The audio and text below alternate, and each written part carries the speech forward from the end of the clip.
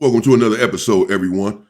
A white woman warns all Latinos that no matter what they try to do, they will never be accepted by them.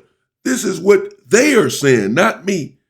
Although I'm saying it too, that they'll never be accepted by them. But they're telling them to their face that they don't want them here and that they'll never be accepted by them. Stop trying to be white. This is what they're saying. Look.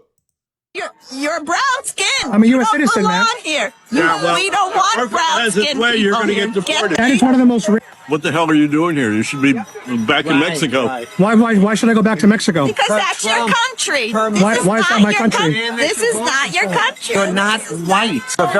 This brown skin, they don't want you. And again, another one bites the dust. How many videos am I going to have to make to tell you if you don't look like me, but you think because you're not black, it's not going to happen to you? It's going to happen to you. And the irony is your proximity to whiteness is never going to save you, and the call is always going to come from inside the house. Let's not forget that just a week and a half ago, they found a 19-year-old Latino boy hanging outside of a police department in Washington, D.C. We will never like you. We will never accept you. We will use you. We will abuse you. And then we will toss you aside. She's a dead woman walking. If she'll get drunk and get on Instagram on somebody else's page and talk like this, do you imagine what she says within the police department with other officers? So now they're thinking if she'll yap, she'll yap. So we need to worry about that. We'll never protect you. We'll never choose you. And you are not safe with us. I mean, so she just said that this woman, Ashley Gonzalez, that her life is in danger for what she said. Not because what she said was wrong in their eyes. They all feel this way. They have a whole coat. But she's saying that because she exposed it, because she yapped too much and said all of these things, and now you're making the whole police department and all the rest of us who feel this way look bad. You have us all under scrutiny because you ran your mouth and let the cat out of the bag that this is how we feel and that this is how you feel. And you are in association with us. And she said that the call is always going to come from within. That no matter what you try to do, your proximity to these people will never save you because they will just use you, but never accept you as one of them. These were her words. With being racist against black people, because guess what?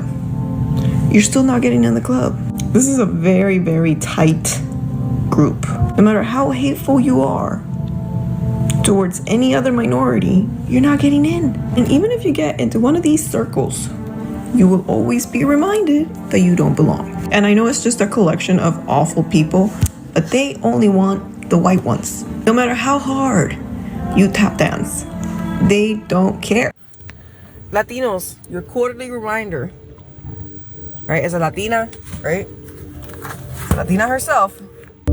Latin American people, and at this particular case, we're not talking about just black people in Latin America. We're talking about just Latin America collectively, whether it's brown people from Latin America, black people, when they come from Latin American countries to this country, by default, collectively, not all of them, collectively, they desire white proximity and white alignment. We know this. It's a fact.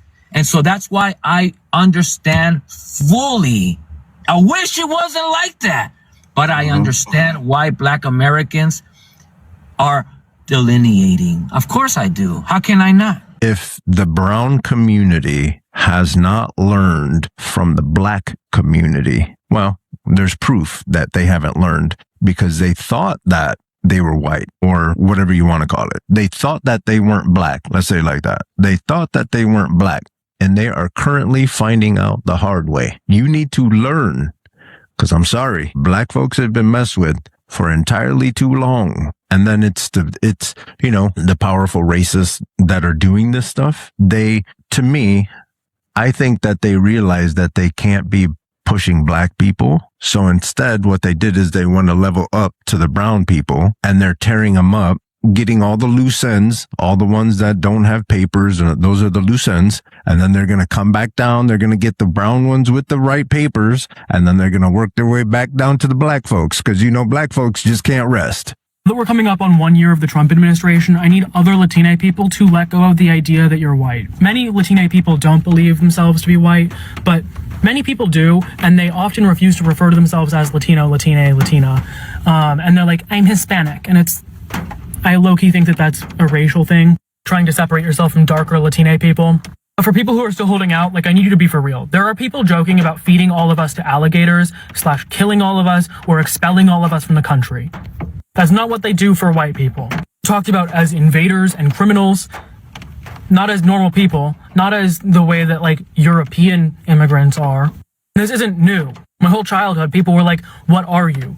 Or, oh, can you speak Spanish? And when I would say no, they would be like, can you just try? As I got older, I'd have people threatening me and yelling slurs at me, saying shit like, this is Trump's America, when I was a kid. Or screaming when I was in a store that I was gonna steal their purse.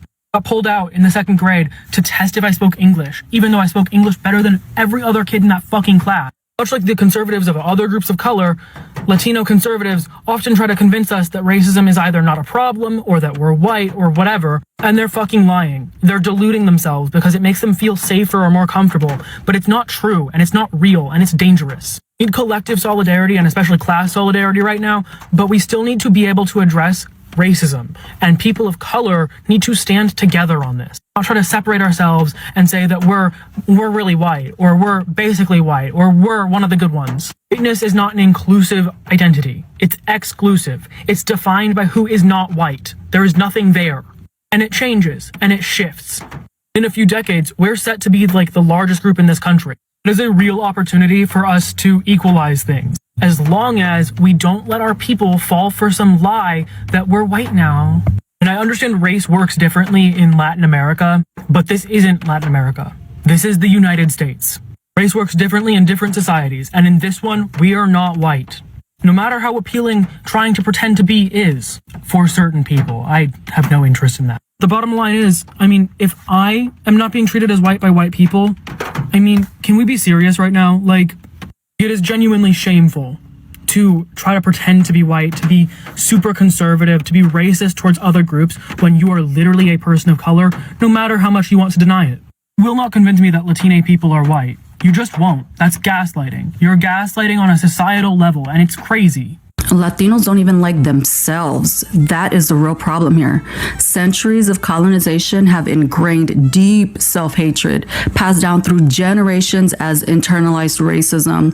We've been conditioned to believe that assimilation equals survival, that belonging to white society means erasing our culture, our language, and our history. And today, far too many Latinos are still pathetically desperate for white acceptance. They will do anything to prove themselves worthy of white proximity. They will sell themselves out. They will sell out their families. They will sell out their children, and they will sell out their entire community. They will stab themselves in the back. They will stab the Black community and every other marginalized group they should be standing beside in the back, just to beg for crumbs from a table that they will never be invited to sit at. And these very Latinos, they're the reason we as people will never make real progress, because every time we move forward, they sabotage it, destroying any progress that we fight for, even at the expense of their own families and their own communities. And now we're watching the consequences of their betrayal play out in real time. ICE raids, tearing apart their own neighborhoods, and the very democracy of this country hanging by a thread. They most definitely helped do this. They helped the very machine that's now coming to destroy them. And I am beyond pissed. You know what's worse than an actual racist? A wannabe racist. Like a lot of Latinos are worse than white people when it comes to racism.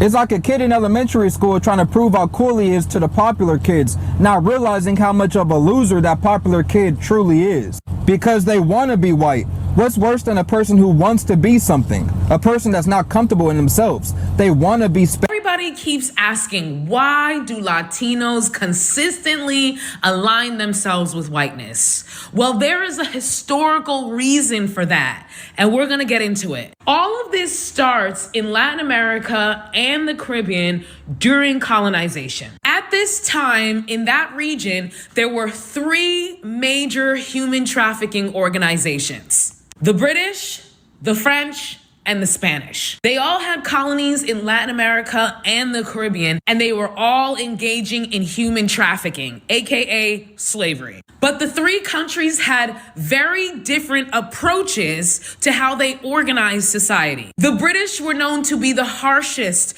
of the human traffickers in this region. Under British colonial rule, there were strict and rigid racial boundaries. Basically, there was the white people and the non-white people, and that was it. There was no mobility between the two. If you were born enslaved, you were probably gonna die enslaved. And the British were also known for being the most brutal traffickers out of them all. Then you have the French. They weren't as brutal as the British, and they weren't as rigid in their racial boundaries, but they were rigid as well. You can see here the caste system from Haiti, which was then known as Saint-Domingue. There's essentially three classes here: white people, colored people, and slaves.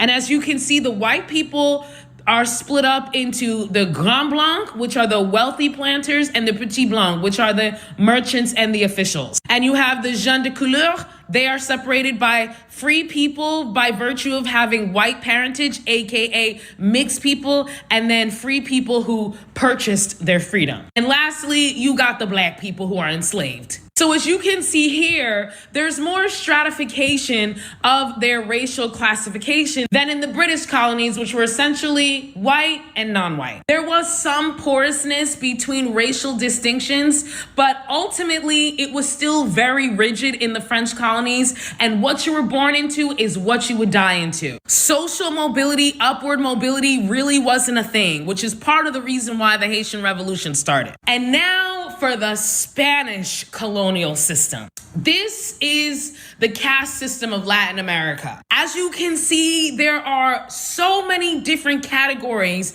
that you can be placed into. It is not the binary white or non-white that you see in British colony. And it is much more complex than what you see in French colony caste systems. And that's because the Spanish had a very porous racial boundary system. The Spanish were much more flexible. They allowed for upward mobility. The Spaniards were down to intermarry with black people and indigenous people, something you rarely saw in the British colonies, and you didn't see that much in the French colony. And as a result, in Spanish colonies, you had much more of an opportunity for upward mobility. Just because you were born a slave doesn't mean you had to die enslaved. You could literally marry your way out of enslavement and up the social hierarchy. This is where the concept of blanqueamiento came in. This is where the concept of mejorar la raza came in, which means making your race better. Blanqueamiento means whitening the race. Because in Spanish colonies, you were actually able to improve your station in life by whitening your bloodline. So this mentality stuck. And it got passed on generation after generation, even after slavery was abolished. And so now in 2026, you have a whole entire community of people across dozens of countries who believe that aligning themselves with whiteness can improve their station in life. But unfortunately for them, this isn't Latin America. So that mentality is not pervasive here, which is why they keep screwing themselves. You will never be white. As much as you, a fellow Latino, wants to be in proximity to whiteness. That was a very good breakdown by that sister right there. And it really, and of course, you know, we know the history of some of this racism and why they are taught this and believe this in their culture. The thing is to get out of denial and stop denying that this is how you feel, that you are racist towards the black culture, and deal with it. Resolve your own inner issues that you have within your own culture that motivates you to be racist towards another. Instead of trying to deny it, be delusional about it, you know, become offended, and then we get nowhere. You will never be white. You will never be chosen in that way. As much as you think that you are better than undocumented Latinos because your family came here the right way, or because you're second generation or third generation, or because you either forgot or unaware of the foundation of this country and the fact that immigrants from Europe came here, stole the land from indigenous people, and then literally stole people, and forced them to be slaves, forced them to do labor. So when you think that you want to be in proximity to whiteness because you consider yourself better, think about that. Think about that there is internalized racism in our own community, how there is anti-blackness in our own community, how there is colorism in our own community. Think about those things, because no human being is better than the other because they think that because they have papers that they are better than another human being. A human being is a human being. There is no alien. There is no illegal when it comes to the world, okay? So let me remind you that you will never be white. Oh my gosh, who said that? Who said it? Who said that? This is why we as Latinas or Latinos can't support each other, because we're starting to drink the Kool-Aid of white supremacy, capitalism, and colonialism, because this is giving intolerance. This is giving eugenics. And this is the worst one, because it gives everything at the same time. It gives capitalism. It gives American exceptionalism. It gives, I don't know anything about economics, systemic discrimination, or even history. And it's just embarrassing, honestly. It's pathetic that the whole mantra here is that you have complete control over how successful you are in a country that colonized you and discriminates against you all the time. In that case, how come not every one of us is a multi-billionaire? Oh, because we're lazy, right? Or because we're stupid, or because we don't care, or because we portray ourselves as victims.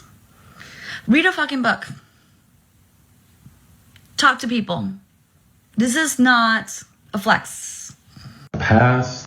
Is it because I read books and talk about educating ourselves and becoming... As a person with a BA in English with concentrations in literature and creative writing and an MFA in creative writing, I have gotten the you want to be white so bad stereotype because of the fact that I am well-read, because of the fact that I am well-spoken and well-educated, etc. I can tell you that your wanting to be white and my wanting to be white are not the same. Mine comes from the fact that I'm an unrelenting, unrepenting, 100% nerd, and we associate academic intellect with whiteness. But I, based on the literature and the research, can explain the different ways that racism impacts our daily lives, even right now. First comes from the fact that, like white people, you look at racism like a blip that you can separate from its historical context and its modern-day implications.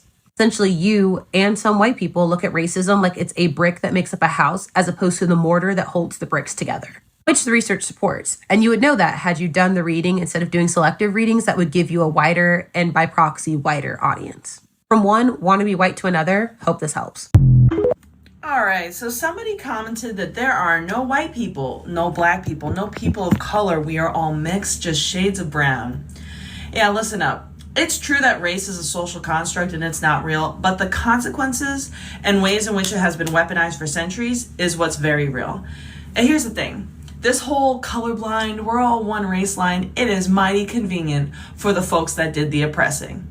Mighty convenient for people who are white. Also for people who are white presenting or white passing who want to align with white privilege, because y'all get to opt out and skip the messy part.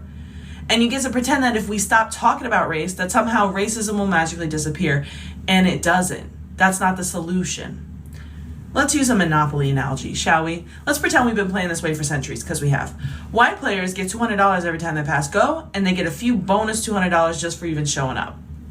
And then they get all the first dibs on property. And certain deeds of properties literally say that people of color can't own them or occupy them. They also get all the get out of jail free cards, all of them. While black, indigenous, people of color are just thrown in jail on purpose, no free cards in sight.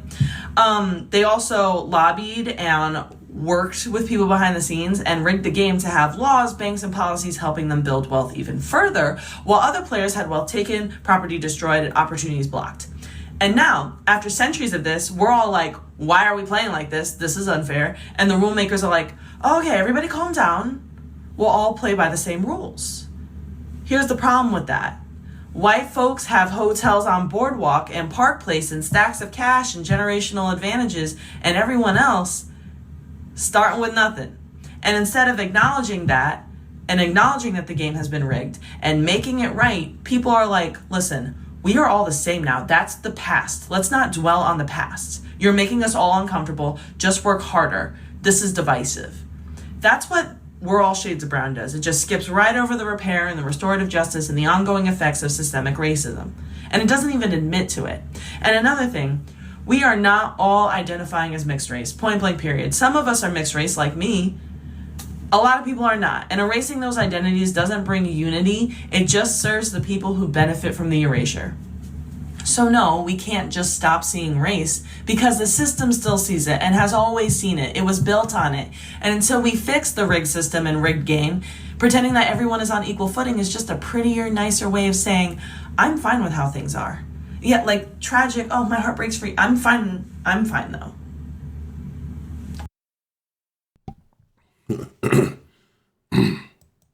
Yeah, isn't that the truth? And there you have it, people. Let me know what you think in the comments. The conversation is ongoing. There's a lot going on in the country. People are frustrated. People are upset on every side of the coin. ICE is out here going crazy. People are being caught being racist and very hurtful and with very hurtful and brutal rhetoric. And some of these individuals are being called out. And as we can see, they're being called out by their own people who are saying that they're trying to, with this proximity to whiteness, and that it's just not going to happen. They'll never be accepted. Again, this is coming from their own people. And of course, we saw there, really the first clip, one of the first clips with the white woman referring to Ashley Gonzalez, saying that the call is going to come from within, that now you are in danger.